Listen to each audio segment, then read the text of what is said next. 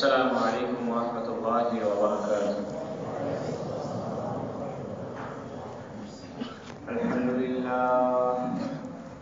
الحمد لله وكفى وسلام على عباده الذين اصطفى. الحمد لله الذي وعدا والصلاة والسلام على من لا نبي بعده. وبشأنه قال جل وعلا: إن الله وملائكته يصلون على النبي يا أيها الذين آمنوا صلوا عليه وسلموا تسليما. اللهم صل على محمد وعلى آل محمد كما صليت على إبراهيم وعلى آل إبراهيم إنك حميد مجيد. اللهم بارك على محمد وعلى آل محمد كما باركت على إبراهيم وعلى آل إبراهيم إنك حميد مجيد. أما بعد، فقد قال جل وعلا: بسم الله الرحمن الرحيم. الحمد لله رب العالمين الرحمن الرحيم مالك يوم الدين. إياك نعبد وإياك نستعين. اهدنا الصراط المستقيم. صدق الله المولانا العظيم. وقال النبي صلى الله عليه وسلم: لا صلاة إلا بفاتحة الكتاب. رب زدني علما. رب اشرح لي صدري ويسر لي أمري واحلل عقدة من لساني يفقهوا قولي. رب يسر ولا تعسر وتمم علينا بالخير. ربنا ظلمنا أنفسنا وإن لم تغفر لنا وترحمنا لنكونن من الخاسرين. سبحانك لا علم لنا إلا ما علمتنا إنك أنت العليم الحكيم. আলহামদুলিল্লাহ, আমরা বিগত কয়েক সপ্তাহ সূরাতুল ফাতিহার উপর আলোচনা শুনছিলাম। সুবহানাল্লাহ। আমরা এই কথা জেনেছি যে কোরআনুল কারীমের একটি শব্দ থেকে যে প্রশ্নের উত্থাপন হয়, ওই শব্দের পরবর্তী শব্দের মাঝে আগের শব্দের উত্তর লুকিয়ে থাকে। বলেন সুবহানাল্লাহ। এটা কোরআনুল কারীমের শুরু থেকে শেষ পর্যন্ত একই অবস্থা। আপনি যদি জিজ্ঞাসা করেন যে আলহামদু, সমস্ত প্রশংসা কে করবে, কাদের পক্ষ থেকে হবে, তাহলে এই উত্তর কোরআন বলে দিবে। কোরআনুল কারীমের সর্বশেষ সূরা সূরাতুন নাস, সূরা নাসের সর্বশেষ শব্দ মিনাল জিন্নাতি ওয়ান নাস। কোরআনুল কারীমের শুরুর শব্দ হলো আলহামদু, আর সর্বশেষ শব্দ হলো মিনাল জিন্নাতি ওয়ান নাস। মিন মানে থেকে, জিন্নাত মানে জিনদের থেকে, আর নাস মানে মানুষ, অর্থাৎ মানুষ আর জিনদের থেকে। যদি আপনি বলেন আলহামদুলিল্লাহ, সমস্ত প্রশংসা আল্লাহর জন্য, কাদের পক্ষ থেকে? কোরআন শরীফের সর্বশেষ শব্দ বলে দিচ্ছে মিনাল জিন্নাতি ওয়ান নাস, সমস্ত জিন আর ইনসানের পক্ষ থেকে রব্বুল আলামিনের জন্য প্রশংসা। বলুন সুবহানাল্লাহ। অর্থাৎ কোরআনুল কারীমের শুরুর শব্দ আলহামদুলিল্লাহ এবং কোরআনুল কারীমের সর্বশেষ শব্দ মিনাল জিন্নাতি ওয়ান নাস, এই দুইটা শব্দ যদি একত্রিত করা হয় তাহলে অর্থ দাঁড়াবে সমস্ত প্রশংসা আল্লাহর জন্য, জিন এবং ইনসানের পক্ষ থেকে। ধরে বলেন সুবহানাল্লাহ। এজন্য কোরআন কাদের উপরে নাযিল হয়েছে এই কথার উত্তরও এই বক্তব্যের মাঝে মিলিত। কোরআনুল কারীমের মূল ভাষ্য যাদের উপরে কেন্দ্র করে নাযিল করা হয়েছে তারা হলো মানুষ এবং জিন জাতি। এই জন্য কোরআনুল কারীমের সূরা নাসের সর্বশেষ সূরাতে আল্লাহ বলছেন, কুল আউযু বিরাব্বিন নাস, হে নবী বলে দিন আমি আশ্রয় চাই রব্বিন নাস, মানুষের প্রতিপালকের কাছে। আল্লাহু আকবার।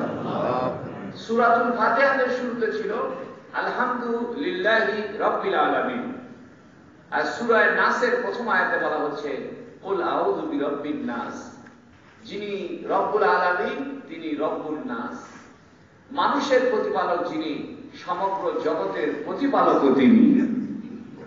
এ কথার মাঝে তৌহিদের একটি ঘোষণা রয়েছে, একত্ববাদের ঘোষণা রয়েছে, যে জিন ইনসান চন্দ্র সূর্য গ্রহ নক্ষত্র মানুষ এবং মানুষ ছাড়া যা কিছু রয়েছে সবার পালনেওয়ালা প্রতিপালক রব্বুল আলামিন তিনি হলেন আমাদের আল্লাহ।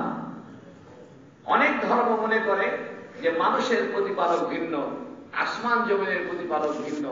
আল্লাহ পাক বলছেন সূরাতুল ফাতিহাতে আলহামদুলিল্লাহি রাব্বিল আলামিন, যিনি সমগ্র জগতের প্রতিপালক তিনি মানুষেরও প্রতিপালক।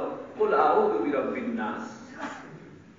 তারপরে বলা হচ্ছিল মালিকিন নাস, যিনি মানুষের মালিক।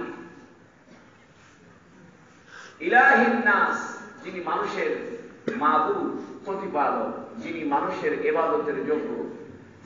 মিন শাররিল ওয়াসওয়াসিল খান্নাস, আশ্রয় চাই মিন শাররিল ওয়াসওয়াসিল খান্নাস, যারা গোপনে থেকে কুপরামর্শ দেয়, গোপনে থেকে কুমন্ত্রণা দেয়, তাদের নিকট থেকে আমি আল্লাহর আশ্রয় চাই। এরা কারা দেয়? মিনাল জিন্নাতি ওয়ান নাস, মানুষের মধ্যেও কিছু দেয় এবং জিনদের মধ্যেও কেউ কেউ কুমন্ত্রণা দেয়। এই যে সূরা নাসের সর্বশেষ আয়াত মিনাল জিন্নাতি ওয়ান নাস এবং সূরাতুল ফাতিহার প্রথম শব্দ আলহামদুলিল্লাহ, দুইটা যদি একত্রিত করা হয় তাহলে এর অর্থ দাঁড়াবে সমস্ত প্রশংসা জিন এবং ইনসানের পক্ষ থেকে। সুবহানাল্লাহ। আমরা আলোচনা করেছিলাম আলহামদু প্রশংসা সমস্ত কার জন্য? লিল্লাহি, আল্লাহর জন্য। তিনি কে? রব্বিল আলামিন, যিনি সমগ্র জগতের পালনেওয়ালা। সমগ্র জগৎকে তিনি লালন পালন করেন। তিনি কি কারো চাপে পড়ে লালন পালন করছেন? তাকে কি কেউ চাপ সৃষ্টি করেছে? কেন তিনি এই সমগ্র জগৎকে বানালেন? এ কথার উত্তর রয়েছে আর রহমানির রহিম, তিনি সীমাহীন দাতার, সীমাহীন দয়ালু। তিনি দয়া পরবশ হয়ে অনুগ্রহ করে, আল্লাহ পাক দয়া করে অনুগ্রহ করে সমগ্র জগতের লালন পালনের দায়িত্ব কাঁধে নিয়েছেন। বলেন সুবহানাল্লাহ। এ কথার উত্তর হয়ে গেল যে সমগ্র জগতের যিনি পালনেওয়ালা তাকে কেউ জোর করে এ কাজে না নিয়োজিত করেনি, বা এই কাজে নিয়োজিত না হলে তার অসুবিধা হবে সেরকম নয়, বা সমগ্র জগতের পালনেওয়ালা তিনি, এই লালন পালন করার দায়িত্ব কেউ তাকে জোর করে চাপিয়ে দেয়নি, বরং এটি তিনি দয়া করে অনুগ্রহ করে আমাদের লালন পালনের দায়িত্ব নিয়েছেন। আর রহমানির রহিম। প্রশ্ন হতে পারে তাহলে যেহেতু আমাদের লালন পালনের দায়িত্ব আল্লাহ পাক দয়া করে নিয়েছেন, তাহলে এই দয়ার উপর আমরা চলে যাব, আমাদের আর কোনো হিসাব নিকাশ হবে না, কোনো বিচার হবে না। দয়া করে যেহেতু আল্লাহ এই সৃষ্টি জগৎকে সাজিয়েছেন, আমরাও যেহেতু সৃষ্টি জগতের অংশ, অতএব দয়ার উপরই পার হয়ে যাব, দয়া করেই সবকিছু চলে যাবে, এরকম নয়। আল্লাহ পাক সূরাতুল ফাতিহার 3 নম্বর আয়াতে বলছেন মালিক ইয়াউমিদ্দিন, মালিক ইয়াউমিদ্দিন, যিনি কিয়ামতের দিনের মালিক। সুবহানাল্লাহ। এই কথার বলার উদ্দেশ্য হলো যে তোমাদেরকে যে আমি দয়া করে সৃষ্টি করে ছেড়ে দিয়েছি, এরকম মনে করো না যে আমার দয়ার উপরে সৃষ্টি করে ছেড়ে দেওয়ার কারণে তোমাদের কোনো বিচার হবে না, তোমাদের কোনো ফলাফল হবে না, বরং তোমরা যা কিছু করো না কেন এইটার বিচারের ব্যবস্থাও আমি করেছি। মালিক ইয়াউমিদ্দিন, কিয়ামতের দিনের মালিক আমি। আল্লাহু আকবার। প্রশ্ন হতে পারে যে আল্লাহ কিয়ামতের দিনের মালিক, মালিক কাকে বলে? মালিক বলা হয় এটা দুই ভাবে করা যায়, মালিক ইয়াউমিদ্দিনও করা যায়, মালিক ইয়াউমিদ্দিনও করা যায়। যদি আপনি বলেন মালিক, একটু টেনে পড়েন, আলিফ মিমের পরে আলিফ দিয়ে টেনে পড়েন, এর অর্থ হবে কোনো কিছুর মালিকানা সাব্যস্ত হওয়া। আর যদি না টেনে পড়েন, মালিক পড়েন, তাহলে এর অর্থ হবে বাদশাহ হওয়া, রাজা হওয়া, যিনি শাসন কার্যের মালিক তিনি মালিক। এবং আরবি ভাষায় মালিক মানে বাদশাহ, কিন্তু মালিক যদি টেনে পড়েন এর অর্থ হবে মালিকানা। দুনিয়াতে যারা বাদশাহ হয় তারা সবকিছুর মালিক হয় না, যিনি মালিক হন তিনি আবার সবকিছুর বাদশাহ হন না। যেমন উদাহরণ দিই, আমাদের মাননীয় প্রধানমন্ত্রী তিনি হলেন এদেশের শাসক, তিনি মালিক। এ কথার অর্থ এই নয় যে বাংলাদেশের ৫৫,৫৯৮ বর্গ মাইলের প্রতিটি জায়গার মালিক তিনি, তা নন। তিনি শুধু শাসনের দায়িত্ব নিয়েছেন, কিন্তু জায়গার মালিক তিনি নন, জায়গার মালিক জনগণ। কিন্তু আল্লাহ পাক এমন বাদশা যিনি একই সঙ্গে জায়গারও মালিক, একই সঙ্গে শাসন কাজেরও মালিক। সুবহানাল্লাহ। এই জন্য সূরাতুল ফাতিহার এই ৩ নম্বর আয়াতটি দুই ভাবে পড়া যায়, মালিক ইয়াউমিদ্দিন, আরেকটি হলো মালিক ইয়াউমিদ্দিন। এই যে ৭ কিরাতের পার্থক্য, এটি কোরআনুল কারীমের বৈশিষ্ট্য। একই শব্দকে একটু টেনে পড়লে পরে এক অর্থ হবে, একটু টেনে না পড়লে আর এক অর্থ হবে। এখান থেকে বোঝার দরকার, অনেকে মনে করেন যে কোরআন শরীফ অত শুদ্ধ করে পড়লে লাভ কি? কোরআন শরীফ শুদ্ধ পড়ি আর অশুদ্ধ পড়ি, বাংলা অর্থটা ঠিকই থাকবে। কথাটা সেরকম নয়। আপনি যদি কোরআন শরীফের কোন শব্দ একটু উচ্চারণে ভুল করেন, অর্থটা ভুল হয়ে যাবে। যেমন মালিক ইয়াউমিদ্দিন, এর অর্থ দাঁড়াবে যিনি কিয়ামত দিবসের মালিক, অর্থাৎ সেই কিয়ামত দিবসের অধিকর্তা। আর যদি বলেন মালিক ইয়াউমিদ্দিন, তাহলে অর্থ দাঁড়াবে কিয়ামত দিবসেও তিনি বাদশাহ, দুনিয়াতেও যেমন বাদশাহ, আখিরাতেও তিনি বাদশাহ। সুবহানাল্লাহ। এজন্য কোরআনুল কারীম শুদ্ধ করে পড়া ফরজ। এবং এটা কোরআনের আরেকটা মুজিজা। ১৪০০ বছর আগে কোরআন নাজিল হয়েছে। এই কোরআন যখন নাজিল হয় তখন কোরআনের প্রোনাউন্সিয়েশন কেমন ছিল, উচ্চারণ কেমন ছিল, এটার কোনো ক্যাসেট নাই, কোনো ভিডিও নাই। প্রশ্ন হতে পারে, হুজুর আপনারা যে এখন কোরআন শরীফ পড়েন, আলহামদু হা এটা গলার ভিতরে চেপে পড়েন, ইন্না নাকের ভিতরে বাঁশির মতো বেজে ওঠে, এটা কোথা থেকে শিখলেন? এটা নবীর যুগে ছিল কিনা এই প্রশ্ন থাকতে পারে।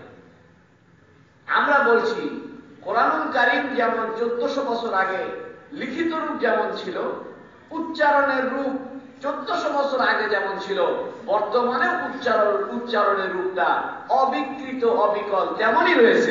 সুবহানাল্লাহ।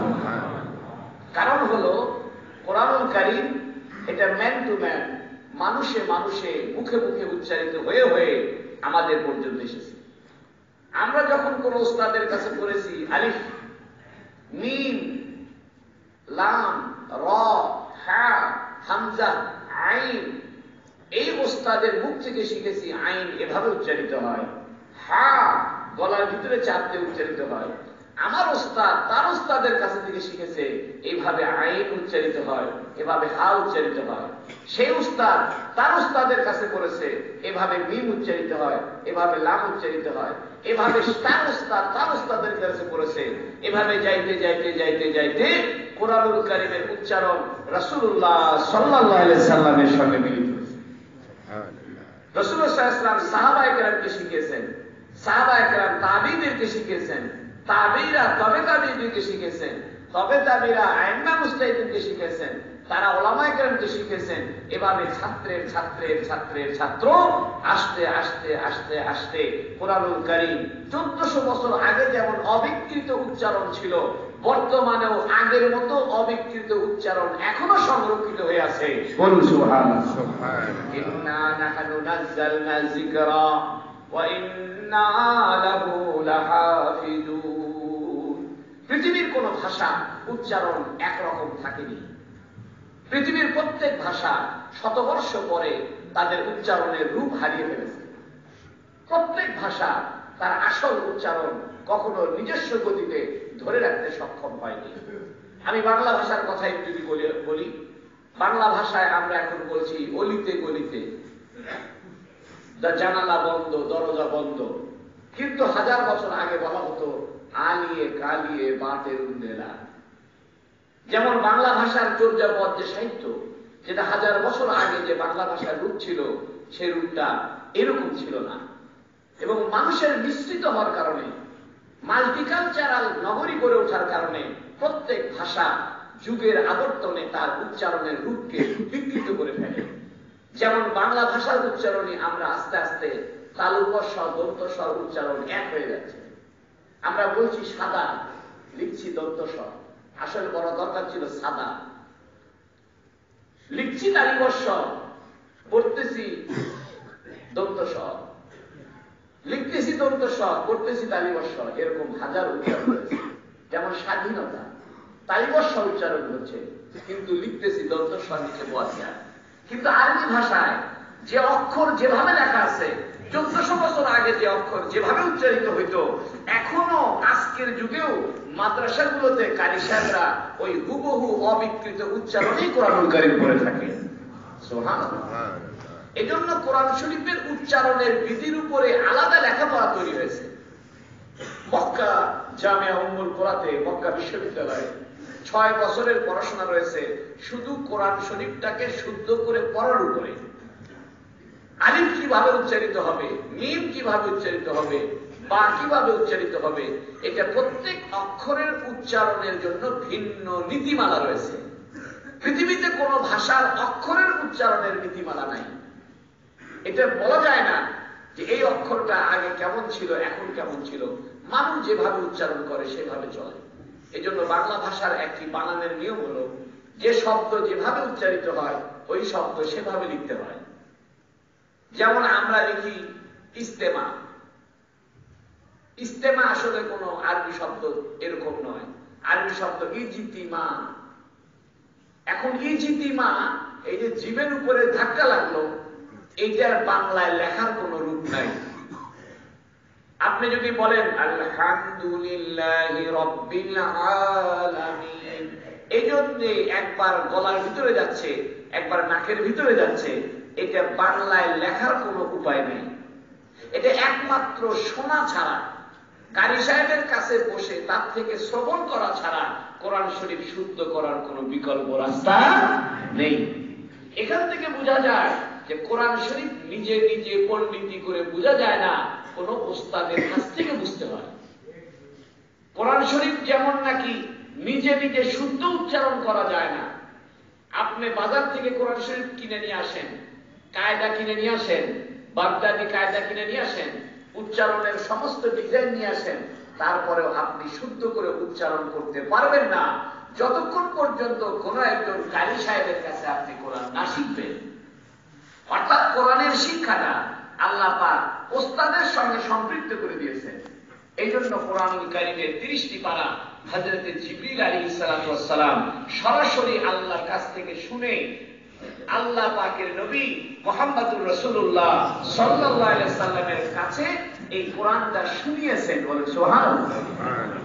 এবং প্রত্যেক রমজানে কোরআন শরীফ নবী আলাইহিস সালাম হুজুর সাল্লাল্লাহু আলাইহি সাল্লামকে একবার শুনাইতেন, নবী আলাইহিস সালাম আবার আরেকবার শুনাইতেন।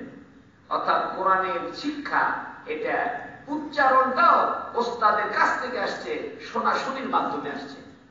যারা চিন্তা করে যে আমি বাংলা উচ্চারণ কোরআন শরীফ পড়ব, তারা ভুলের মধ্যে রয়েছে। বরং বাংলা উচ্চারণে কোরআন শরীফ পড়া জায়েজ নাই। যদি বাংলা দিয়ে আপনি উচ্চারণ করেন, তাহলে আস্তে আস্তে কোরআন শরীফের উচ্চারণটাই বিকৃত হয়ে যাবে। আমি একটা উদাহরণ দিই। খ্রিস্টানরা দাউদ আলাইহিস সালামকে বলে ডেভিড, সুলাইমান আলাইহিস সালামকে বলে সলোমন, ইব্রাহিম আলাইহিস সালামকে বলে আব্রাহাম, মরিয়ম আলাইহিস সালামকে বলে মেরি, ইউসুফ আলাইহিস সালামকে বলে জোসেফ, মুসা আলাইহিস সালামকে বলে যিশু। একই নবীর নাম। আমরা যাকে ইউসুফ নবী বলি, খ্রিস্টানরা তাকে বলে জোসেফ। আমরা যেটাকে ইব্রাহিম নবী বলি, খ্রিস্টানরা তাকে বলে আব্রাহাম। কেন? একই নবীর উচ্চারণ পার্থক্য কেন হয়ে গেল? এর মূল কারণ হলো ইহুদি এবং খ্রিস্টানরা তাদের মূল তৌরাত এবং তাদের মূল জবুর যে কিতাব, এই কিতাবের আসল কিতাবটা তারা উচ্চারণ করে না পড়ে তাদের নিজস্ব ভাষায় এটাকে উচ্চারণ করে লিখে পড়েছে। আমি আবার বলি, এই কথাটা বোঝার দরকার। বিকৃত উচ্চারণ একটি ভাষার ভিতরে কেন ঢুকে যায়? ঢুকে যায় এজন্য যে বিকৃত উচ্চারণ ঢুকার একমাত্র কারণ হলো কোন ভাষাকে যদি অন্য ভাষায় আপনি উচ্চারণ করে লিখেন তাহলে আস্তে আস্তে আসল ভাষার উচ্চারণ নষ্ট হয়ে যাবে। আমি একটা উদাহরণ দিই, শার্ট। আমরা বলি ভাই এই শার্টের দাম কত? আসলে কিন্তু শার্ট না, শার্ট। এখন ইংরেজি যে শার্ট উচ্চারণ, এটা বাংলায় হয়ে গেছে শার্ট, টেবল। আসলে ইংরেজি উচ্চারণ টেবল, কিন্তু আমরা বলছি টেবিল। আসলে ইংরেজি উচ্চারণ চেয়ার, আমরা বলছি চেয়ার। তাহলে ইংরেজির চেয়ার, এখানে বাংলা হয়ে গেল চেয়ার। এখানে যদি আরো 100 বছর পার হয় তাহলে দেখা যাবে আস্তে আস্তে ধীরে ধীরে চেয়ার হয়ে গেছে কেয়ার। একটা ভাষা অন্য ভাষায় যখনই ট্রান্সফার হয় তখন ওই ভাষার উচ্চারণ করে ওই ভাষা পড়তে নেই। এই জন্য প্রত্যেক ভাষা শিখতে হয় তার মূল ভাষা থেকে। আমরা যদি কোরআন শরীফ বাংলা উচ্চারণ করে পড়া শিখি তাহলে সূরা ফাতিহার অর্থ দাঁড়াবে আলহামদুলিল্লাহি রাব্বিল আলামিন আর রহমানির রহিম মালিক ইয়াউমিদ্দিন। এই জন্য দেখেন আমার নাম কাজী ফজলুল করিম।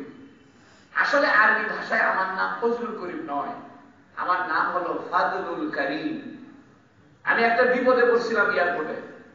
এয়ারপোর্টে আমাকে জিজ্ঞেস করতেছে, মা ইসমু, তোমার নাম কি? আমি বললাম আমার নাম ফজলুল করিম। তো বলতেছে ফজলুল করিম কে বান্দা? আনতা ফজলুল করিম, হুনাকা মাকতুব ফাদলুল করিম, কে বান্দা ফজলুল করিম, হাযা ফাদলুল করিম। সে আমাকে বলতেছে, তুমি বলতেছো তোমার নাম ফজলুল করিম, কিন্তু পাসপোর্টে লেখা আছে ফজলুল করিম, তুমি তো ফজলুল করিম না, তুমি তো ফজলুল করিম। ভালো করে বলো তোমার নাম কি? এর মানে হলো আমার আরবি ভাষায় যেটা আমার মূল নাম সেটা হলো ফজলুল করিম। ফা দাদ লাম আলিফ লাম কাফ রে ইয়া মিম করিম, ফজলুল করিম। কিন্তু বাংলা ভাষায় আমি হয়ে গেছি ফজলুল করিম। আরবি ভাষায় আসল নাম আব্দুল করিম, আব্দুল করিম, কিন্তু বাংলায় উচ্চারণ করতে গিয়ে হয়ে গেছে আব্দুল করিম। কোথায় আব্দুল করিম হয়ে গেছে আব্দুল করিম। সবচাইতে লেটেস্ট একটা সংবাদ আপনাকে দিই। এই যে তুরস্কের প্রেসিডেন্টের নাম হলো রজব তাইয়েব এরদোগান, ঠিক না? আসলে এর নাম কিন্তু আরবিতে তা ছিল না। এর নাম হলো রিসেপ তাইয়েব এরদোগান। এই যে এরদোগান যে নাকি তুরস্কের প্রেসিডেন্ট, তার নাম রিসেপ তাইয়েব এরদোগান। আসলে এর নাম হলো রজব তৈয়ব রমাজান। এটা অনেকে জানে না। যারা আরবি ভাষায় পেপার পড়ে, আমি যখন সৌদি আরবের পেপারে দেখেছি তুরস্কের প্রেসিডেন্টের নাম লিখেছে রজব তাইয়েব রমাজান। রজব হয়ে গেছে তুর্কি ভাষায় রিসেপ, তৈয়ব হয়ে গেছে তাইয়েব, আর রমজান হয়ে গেছে এরদোগান। রমাদান এরদোগান। খুব ভালো করে খেয়াল করেন, আরবি ভাষার রমাদান শব্দটা তুরস্কের অক্ষরে যখন লিখিত রূপ দিতে গেছে, তুর্কি ভাষায় যখন রমজানটা তাদের তুর্কি উচ্চারণে লিখতে গেছে তাদের অক্ষর দিয়া, তখন রমজান লেখা সম্ভব হয়নি, তখন লিখতে হয়েছে এরদোগান। একই রকম ভাবে কলিকাতা হয়ে গেছে ক্যালকাটা, চট্টোপাধ্যায় হয়ে গেছে চ্যাটার্জি। আসলে চ্যাটার্জি নামে কোনো শব্দ নাই বাংলায়, কিন্তু চট্টোপাধ্যায় ইংরেজরা উচ্চারণ করতে পারে না, তখন ওরা ওদের সুবিধার জন্য চট্টোপাধ্যায়কে বলা শুরু করছে চ্যাটার্জি, হয়ে গেছে চ্যাটার্জি। ঢাকা আগে ছিল আমাদের রাজধানীর বানান ছিল DACCA, ঢাকা ছিল কিনা? যারা পুরাতন আমার লেখাপড়া করছেন, ঢাকা বানান কি ছিল? DACCA, ঢাকা। আমাদের এসআর সাহেব এসে চেঞ্জ করে দিয়েছেন DACCA, ঢাকা। বর্তমানে আমরা লিখতেছি DACCA, ঢাকা, কিন্তু আগে লেখা হতো ঢাকা। এই জন্য বিদেশিরা এসে বলতো ঢাকা। এই জন্য কোন ভাষা অন্য ভাষায় উচ্চারণ করে পড়তে নেই। কোন ব্যক্তি যদি ইংরেজি বই বাংলা উচ্চারণে পড়ে তাহলে তার ইংরেজি শেখা হবে না, ওটা বাংলিশ শেখা হবে। ঠিক কিনা? মানে অর্ধেক বাংলা অর্ধেক ইংরেজি। আমি এই কথাগুলো এই জন্য বললাম, যে কোরআন কারীমের উচ্চারণ অবিকৃত। আল্লাহু আকবার। পৃথিবীর কোন ভাষা অবিকৃত নাই। প্রত্যেক ভাষার ভিতরে অন্য ভাষা ঢুকে তার ভাষাকে চেঞ্জ করে ফেলছে। কিন্তু কোরআন শরীফে একমাত্র ভাষা, যে ভাষাটার ভিতরে পৃথিবীর সব ভাষা ঢুকলেও তার আপন চেহারা পাল্টায়নি। এই জন্য হাজার হাজার 4000 বছর আগে যে ইব্রাহিম নবী ছিল, কোরআনে সেই নবীর নাম এখনো ইব্রাহিম বলবৎ আছে। কিন্তু ইহুদি খ্রিস্টানদের কাছে ওটা হয়ে গেছে আব্রাহাম, উচ্চারণের বিকৃতির কারণে। হাজার বছর আগে যে সুলাইমান নবী ছিল, হাজার হাজার বছর আগে, সেই সুলাইমান নবীর নাম এখনো কোরআন শরীফে সুলাইমান নামে অক্ষত আছে। কিন্তু ইহুদি খ্রিস্টানদের তৌরাত জাবুরে সুলাইমান হয়ে গেছে সলোমন, মরিয়ম হয়ে গেছে মেরি, ইউসুফ হয়ে গেছে যিশু, ইউসুফ হয়ে গেছে জোসেফ। কারণ ইউ এটা হিব্রু ভাষায় ইউ নাই। যেমন আমরা বলি অ্যারাবিয়ান, অ্যারাবিয়ান না আরাবিয়ান, কিন্তু ইংরেজিতে লেখে অ্যারাবিয়ান, অ্যারাবিয়ান, অ্যারাবিয়ান। কেন? আরাবিয়ান উচ্চারণ করা ইংরেজিতে অসম্ভব। ইংরেজিতে উচ্চারণ হয় হয় না, এই জন্য আমেরিকা, আমেরিকা নয়। আমরা বাংলায় বলি আমেরিকা, এটা ভুল উচ্চারণ। আসল উচ্চারণ আমেরিকা, ওরা উচ্চারণই করে না। তাহলে আরব, এটা ইংরেজিতে গিয়ে হয়ে গেল আরব। যেটা আসল শব্দ ছিল আরব, এটা ইংরেজিতে লিখতে গিয়ে কি হয়ে গেল? আরব। এখন এই ইংরেজি থেকে যদি আপনি আবার তুর্কি ভাষায় এটাকে লিখতে যান, তুর্কি ভাষা অনুযায়ী, তাহলে হয়ে যাবে হেরা।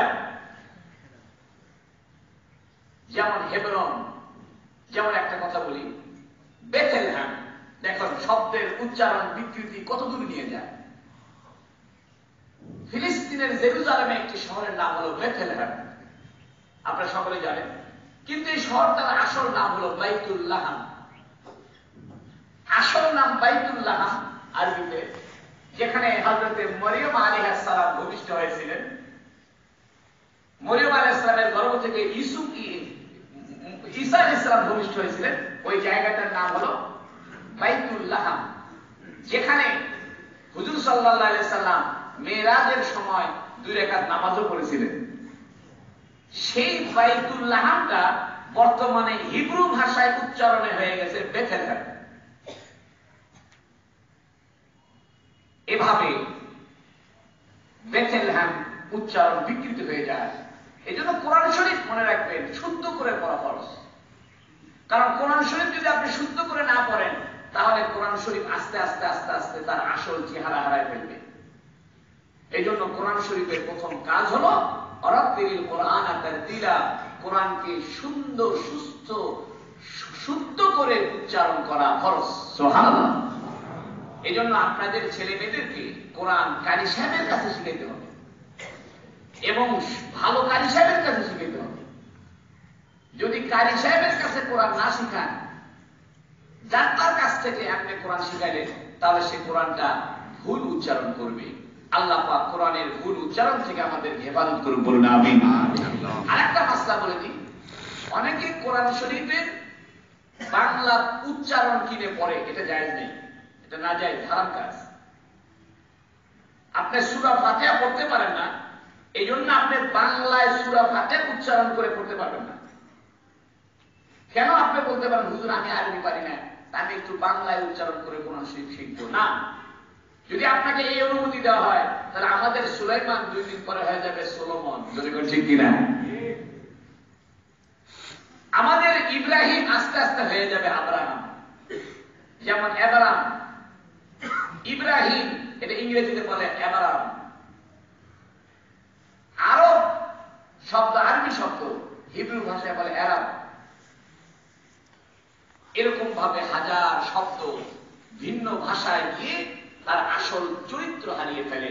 কিন্তু কোরআনুল কারীমের শব্দের উচ্চারণের চরিত্র আল্লাহ পাক 1400 বছর আগে যেমন রেখেছিল, এখনো অবিকৃত রেখেছে, বলে সুবহানাল্লাহ। এই জন্য কারি সাহেবদেরকে আমরা শ্রদ্ধা করে স্মরণ করি। আরেকটা মজার কথা দেখেন, আপনি যখন কোরআন শরীফ শুদ্ধ করে পড়বেন, তখন আপনার মুখের উচ্চারণ এটা আপনার ওস্তাদের ঠোঁটের সঙ্গে লাগবে। কারণ কোরআন শরীফের উচ্চারণটা হুজুর সাল্লাল্লাহু আলাইহি ওয়াসাল্লামের জবান থেকে সাহাবায়ে কেরামের মুখের মধ্যে পড়ছে। অর্থাৎ হুজুর সাল্লাল্লাহু আলাইহি ওয়াসাল্লাম যেভাবে আল্লাহ পাক যেভাবে শিখাই দিয়েছেন, জিবরাইল আলাইহিস সালাম নবীকে সেভাবে শিখেছেন। নবী আলাইহিস সালাম যেভাবে পড়তেন, সাহাবায়ে কেরাম নবীর মুখের থেকে ধরতেন কথাটা। নবী আলাইহিস সালাম বলতেন আলহামদু, সাহাবায়ে কেরাম বলতেন আলহামদু, এটা হা। সাহাবায়ে কেরাম নবীর মুখের থেকে ক্যাচ করত, সাহাবায়ে কেরামের মুখের থেকে তাবিঈরা ক্যাচ করত, তাবিঈদের মুখের থেকে তাবেঈরা ক্যাচ করত।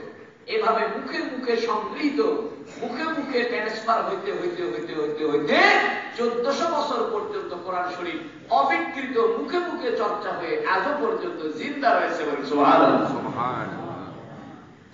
এই জন্য যে ব্যক্তি কোরআন পড়ে সে যেন হাজার হাজার মানুষের ঠোঁটকে ওভারটেক করে, হাজার হাজার লক্ষ লক্ষ মানুষের জবানকে ট্রান্সফার করে করে রাসূলুল্লাহ সাল্লাল্লাহু আলাইহি সাল্লামের জবানের সঙ্গে তার জবানে ধাক্কা লাগায় দেয়। আল্লাহু আকবার। ছোটবেলায় আমরা ইট খেতাম, ইট এরকম ভাবে খাড়া করে রাখতো, একটা ইটে ঠকা মারলে ঠাস ঠাস ঠাস ঠাস ঠাস ঠাস করে সব ইট একটার সাথে একটা বাড়ি লেগে পড়ে যায়। কোরআন শরীফের উচ্চারণ সেরকম। আপনি যখনই আপনি পড়ছেন আলহামদু হামদু, যখন গলায় চাপ দিয়ে পড়ছেন, এটা আপনার উস্তাদের জবানের থেকে শিখছেন। আপনার উস্তাদ তার উস্তাদের কাছ থেকে শিখেছে, তার উস্তাদ তার উস্তাদের কাছে শিখেছে। এইভাবে যাইতে যাইতে যাইতে যাইতে আপনার উচ্চারণের ধ্বনি এটা রাসূলুল্লাহ সাল্লাল্লাহু আলাইহি সাল্লাম পর্যন্ত ধাক্কা লাগে এবং নবী আলাইহিস সালাম থেকে সরাসরি এই উচ্চারণের ধাক্কা আল্লাহ পাকের জাতের জানের সঙ্গে মিলিত হয়ে যায়। এই জন্য হাদিস শরীফে আছে, যে ব্যক্তি কোরআন পড়ে সেজন্য আল্লাহর সঙ্গে কথা বলে। আল্লাহু আকবার। কারণ কোরআন পড়ার অর্থ হলো সরাসরি আল্লাহর আওয়াজ নকল করা। এই জন্য কেউ যদি আল্লাহর আওয়াজ শুনতে চায় তাকে কোরআন পড়তে হবে। কিন্তু বড় আফসোস, আমরা কোরআনটা পড়াই ছেড়ে দিয়েছি। যে সমাজে শুদ্ধ করে কোরআন শরীফ চর্চা হবে ওই সমাজে কোনোদিন অভাব থাকবে না। আল্লাহু আকবার। অনেকে বলে যে আমাদের কওমি মাদ্রাসায় অভাব হয় না কেন? আপনারা জানেন গত সপ্তাহে এই মসজিদের পূর্ব পাশে যে ঢালাই দেওয়া হলো, আপনারা বিপুল পরিমাণ সিমেন্ট দিয়েছেন। কেন দিয়েছেন? আপনি মনে করেন না যে আমি চেয়েছি দেখে আপনারা দিয়েছেন, তা নয়। শুদ্ধ করে কোরআন উচ্চারণ হয় দেখে আল্লাহ পাক তার রহমতে আপনার অন্তরের ভিতরে সিমেন্ট দেওয়ার কথা জাগ্রত করে দিয়েছে। আল্লাহু আকবার। এটা কোনো আমার ক্যারেশমা নয় যে আমি মসজিদের ক্ষতি এখান থেকে বলে দিলাম আর আপনারা সিমেন্ট দিয়ে দিলেন, সেরকম নয়। বরং আল্লাহ পাকের ওয়াদা রয়েছে, যেখানে শুদ্ধ করে কোরআন শরীফ পড়া হবে সেখানে কোনোদিন অভাব থাকবে না। এই জন্য আমি দেখেছি পৃথিবীতে যত কারি সাহেব, সমস্ত কারি সাহেবকে আল্লাহ পাক খুব সম্মানের সঙ্গে রাখছেন এবং খুব পসপাসের সঙ্গে রাখছেন। যারা কোরআন শুদ্ধ করে এদেরকে কোনোদিন অভাব স্পর্শ করবে না। তার প্রমাণ দেখে নোয়াখালী মানুষের অভাব নাই। নোয়াখালী, চিটাগাং, সিলেটের মানুষের মধ্যে আল্লাহ পাক ব্যবসা দিয়েছেন, তাদের ভিতরে আল্লাহ পাক অনেক জরুর দিয়েছেন এবং তাদের ভিতরে আল্লাহ সম্পদ দিয়েছেন। কারণ নোয়াখালী, কুমিল্লা, সিলেটের লোকজন, চট্টগ্রামের লোকজন মায়ের পেটের থেকে শুদ্ধ করে কোরআন শরীফ শিখায় তারপরে স্কুলে পড়ে। নোয়াখালীর একজন ডিসি সাহেব শুদ্ধ করে কোরআন পড়তে পারবে, কারণ সে ছোটবেলায় মক্তবে পড়েছে। আমরা আমাদের সন্তানদেরকে মক্তবে দিচ্ছি না। আমাদের সন্তানদেরকে জন্মের পরপরই আমরা কিভাবে জেলা স্কুলে ভর্তি করাবো এই জন্য মাথা নষ্ট। মেয়েটাকে কিভাবে ভেবে স্কুলে ভর্তি করাবো এই জন্য জান ছেড়ে দিচ্ছি। প্রয়োজনে জন্ম তারিখ ডুপ্লিকেট করতেছি। জয় বলে ঠিক কিনা? কত বড় নাজায়েজ কাজ, কত বড় হারাম কাজ। আপনার সন্তানকে আল্লাহ যেদিন দুনিয়াতে পাঠিয়েছে আপনি ইচ্ছা করে করলেন কি? আল্লাহ যেদিন আপনার সন্তানকে দুনিয়াতে পাঠিয়েছে ওই দিনের সময় 2 নম্বরই করলেন।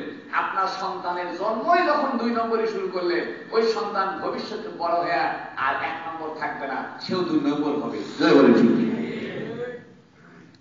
খবরদার, জন্মের সঙ্গে বাংলাদেশের ম্যাক্সিমাম মানুষের জন্ম 2টা। মানুষকে যদি বলা হয় আপনি বয়স কত, তবে সার্টিফিকেটের বয়স না আসল বয়স। এটা কোনো কথা হলো? এটা কোনো মানুষের কাজ? এটা কোনো শিক্ষিত লোক, কোনো ভদ্রলোক এই কাজ করতে পারে? খবরদার।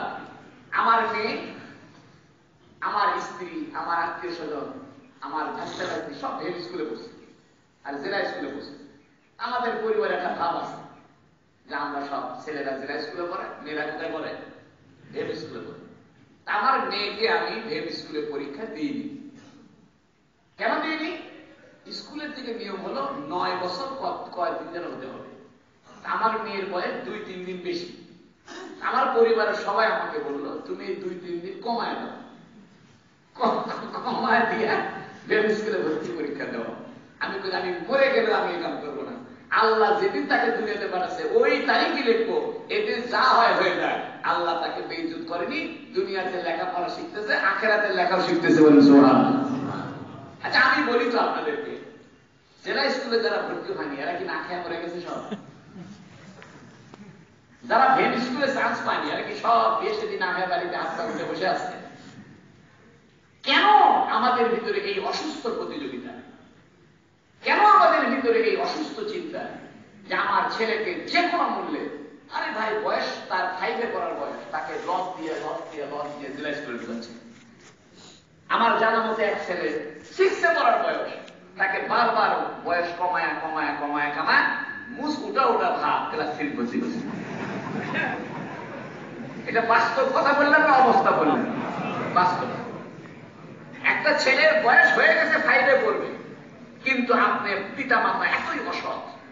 পিতা মাতা যদি এরকম অসৎ কাজ করে, এই সন্তান সে নিজের ভিতর থেকে একটা অসৎ চিন্তাকে বড় করে। সে চিন্তা করবে আমার আব্বাই তো আমাকে সিটিংগিরি শিখায়, কারণ আমার বয়স হলো 10 বছর, আমার আব্বা আমাকে লেকচার করতেছে 9 বছর। এই কাজ করবেন না, এটা বড় অন্যায় কাজ। জন্মের সঙ্গে 2 নম্বরই করা। আল্লাহ পাক আমাদেরকে হেফাজত করুন, বলুন আমিন। আমি বলছিলাম আলহামদুলিল্লাহি রাব্বিল আলামিন আর রহমানির রহিম মালিকি ইয়াউমিদ্দিন। মালিক এটা 2 ভাবে বলা যায়। একটা হলো মালিক, কেনে পড়বে, এর অর্থ হলো অধিকর্তা। কোন সম্পদের উপরে যার কেনা বেচার অধিকার থাকে তাকে বলে মালিক। সম্পত্তির উপরে যার সত্তাগত বিক্রি করা এবং সেল করা, উপভোগ করা অধিকার থাকে তাকে বলে মালিক। আপনি মালিক হয়েছেন কিন্তু আপনি এটার ইচ্ছা মতো ভোগ করতে পারেন না, এটা মালিক নয়। মালিকানা 2 রকম হতে পারে, একটা কাগজের মালিক, একটা ব্যবহারের মালিক। অনেক জমি আছে, আপনার দলিল ঠিক আছে কিন্তু আপনার দখলে নেই, তাহলে আপনি মালিক হননি। কাগজের মালিক হয়েছেন, দখলের মালিক নাই। এই জন্য দখলের মালিক হলো আসল মালিক। জোরে বলেন ঠিক কিনা? দখলই সত্ত্বের একটা দাম আছে। গোটা আসমান জমিনের যত জমিন আছে, এই জমিনের মৌলিক দখলের মালিক আল্লাহ। কারণটা হলো কি দেখেন, আল্লাহ পাক করে দিয়েছেন কোন মানুষ এই জমিনে স্থায়ীভাবে থাকেনি। যদি এই জমিনের মালিক আপনি স্থায়ী হইতেন তাহলে জমিন থেকে মরা লাগতো না। আমরা সবাই, আমার বাপ মারা গেছে, দাদা মারা গেছে, দাদার দাদা মারা গেছে, তার বাপ মারা গেছে, কেউই এই জমিনে স্থায়ী থাকেনি। বাংলা একটা শব্দ আছে স্থাবর সম্পত্তি, অস্থাবর সম্পত্তি। স্থাবর সম্পত্তি মানে যেটা নড়াচড়া করা যায় না, এক জায়গায় থাকে। আর অস্থাবর মানে যেটা নড়াচড়া করা যায়, টেবিল চেয়ার এক জায়গাতে আরেক জায়গায় নিয়ে চলে গেলে। জমিন তো আর তুলে নিয়ে যাওয়া যায় না, জমিন জমিনের জায়গাতেই থাকে। কিন্তু আল্লাহ দেখাইতেছে জমিনের জায়গা থাকলেও দলিল চেঞ্জ হয়। ঠিক কিনা? আপনি দেখেন, আপনি যে জায়গায় বর্তমান বসবাস করেন, হয়তো এই জায়গার মালিক আরেকজন ছিল। প্রত্যেকদিন কোর্টের ভিতরে যে পরিমাণ দলিল কেনা বেচা হচ্ছে, এটা আল্লাহ চোখে আঙ্গুল দিয়ে দেখাইতেছে, বান্দা জমিনের আসলে তুমি মালিক না, মালিকানা প্রতিনিয়ত চেঞ্জ হচ্ছে। তুমি বেঁচে থাকতেই জমিন বিক্রি করে দিচ্ছ, বেঁচে থাকতেই জমিন কিনতেছো, মরে গেলে তো এই জমিন তোমার হাতছাড়া হবেই হবে। কিন্তু এই মালিকানার যে জমিনের যে আসল মালিকানা, এটা কিন্তু আল্লাহর হাতে থেকেই যাচ্ছে। আল্লাহ এই জন্য আল্লাহ যে মালিক, মধ্যে মধ্যে আল্লাহ বুঝায় দেয়, একটু ঝাঁকি মারে। আল্লাহ কয় দেখ মালিক তো আমি, একটু ঝাঁকি মেরে দেখাইলাম। ইযা যুলজিলাতিল আরদু জিলজালাহা ওয়া আখরাজাতিল আরদু আসকালাহা ফাকালাল ইনসানু মা লাহা। স্মরণ করো, যখন প্রকম্পিত হয়ে উঠবে জমি, ইযা যুলজিলাতিল আরদু জিলজালাহা ওয়া আখরাজাতিল আরদু আসফালাহা, জমিনের ভিতরে যা লুকিয়ে ছিল সব আল্লাহ বের করে দিবে, সমস্ত লাশকে আল্লাহ পাক কবর ফেটে বের হয়ে আসবে। ওয়া ক্বালাল ইনসানু মা লাহা, মানুষ বলবে হায় কি হলো এটা। এই জন্য দেখবেন ভূমিকম্প হলে মানুষ হায় হায় করে, এ ভাই শুনছেন ভূমিকম্প হয়েছে, এ ভাই জানেন ভূমিকম্প হয়েছে, দৌড় দিয়ে বাড়ি থেকে বাইরে হয়। এটা ছোট কি এমন? আল্লাহ যে জমিনের মালিক, এটা আল্লাহ মধ্যে মধ্যে ভূমিকম্প দিয়ে টের পাওয়া যায় যে মালিক কিন্তু আমি, তুমি বেশি চিল্লায় না। মালিকি ইয়াউমিদ্দিন, ইয়াউম মানে দিন, দিন মানে দেখেন বাংলা ভাষায় আরবিতে ইয়াউম মানে দিন, কিন্তু আরবিতে দিন মানে হলো ধর্ম। আল্লাহু আকবার। দিন বলা হয় জীবন বিধানকে, কামা তাদিন তুদান, যেমন করবে তেমন ফল পাবে। আপনি যে কাজ করলেন সেই কাজের যা বিনিময় পাবেন, এটা নাম দিন। এই জন্য আমাদের ধর্মকে বলা হয় দিন ইসলাম। অর্থাৎ আমাদের এই ধর্মের নামের সাথেই এই সম্পর্ক, যা করবেন তা পাবেন। নামাজ পড়লেন এটার বিনিময় পাবেন, যাকাত দিলেন বিনিময় পাবেন, অন্যায় কাজ গুনার কাজ করবেন এটারও বিনিময় পাবেন। ভালো এবং মন্দের বিনিময় পাওয়া যাবে, এটার নাম দিন।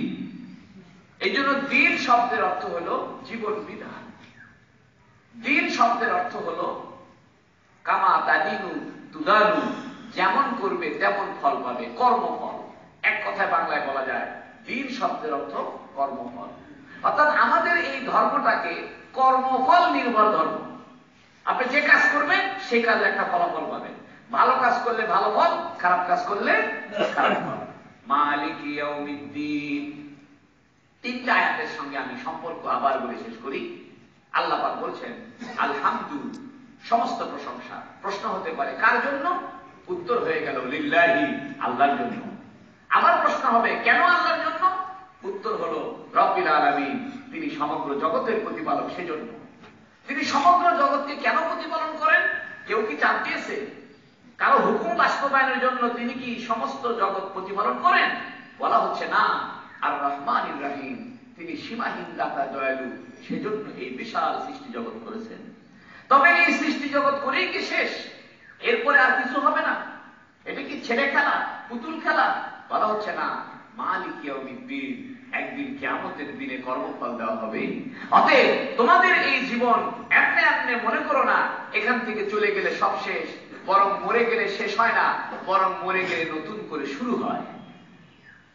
মানুষ মৃত্যুর পরে জীবন শেষ হয়ে যায় না, একটা ভুল ধারণা যে মারা গেলাম জীবন শেষ। আসলে মারা গেলে জীবন শুরু, বরং মৃত্যুর পরেই আসল জীবন শুরু। এই জন্য আল্লাহ বলছেন মালিক ইয়াউমিদ্দিন, কিয়ামতের দিনের যেহেতু মালিক তিনি, এখন কি করণীয় আমাদের?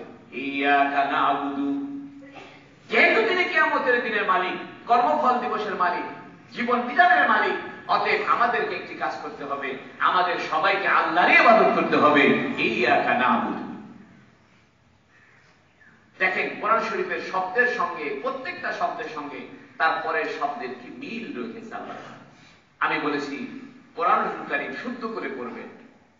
যে ব্যক্তি কোরআন শরীফ শুদ্ধ করে উচ্চারণ করে, একটি হরফে আল্লাহ তাকে 10টি করে নেকি দান করে।